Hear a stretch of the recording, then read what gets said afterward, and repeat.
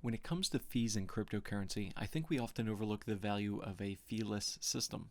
Even in cases where we're talking about a coin where fees are minimal, it's easy to imagine a consumer to not care if there's a fraction of a penny taken during a transaction. But the idea behind cryptocurrency is that it's programmable money, in that we can, for example, write an application that passes a token from one account to another to another. There's various reasons why an application might need to do this, and there's of course a variety of similar functions that would show this example, but either way, the fact remains that if you're doing this with just about any cryptocurrency out there, there's going to be a point where the fees end up dragging the amount of that balance down to zero, or at a point where you're unable to spend it. Imagine now the act of finding a loose dollar on your table, moving it to your wallet, then later, perhaps you get a new wallet and move everything to your new wallet.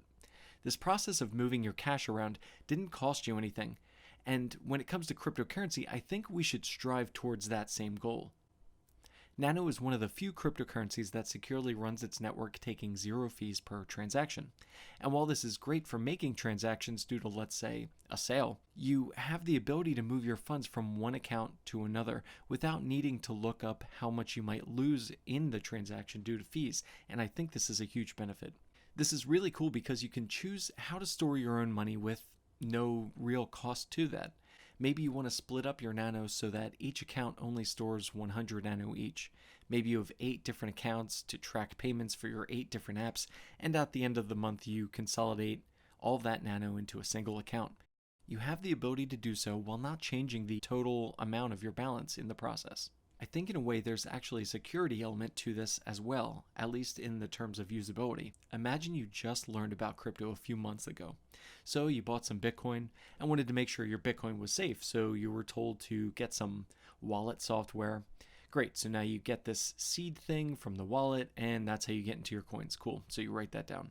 Now some time goes by and you've learned a little bit more about the space and the security issues that others have run into. So you think, maybe storing my Bitcoin seed in a plain text file and then emailing it to myself wasn't the best idea. So what do? You consider maybe starting up a fresh wallet, new seed, and transfer your Bitcoin over, but is it really worth losing $1 or so to fees just to move my own money over to a different account? You know what, it's probably fine. If somebody else gets access to my email, I guess I have bigger problems, right? So you keep it in your mind as something to do later, but of course it's put off until you go check your balance later one day and you find it empty. With Nano, this wouldn't even be a question. If you have even the slightest suspicion that your information is compromised, you can just move your funds elsewhere, and there's no fee in the process. So let's say I want to post my Nano address somewhere in hopes that I get a tip. Well, I go ahead and copy and paste my address, and I tweet that out.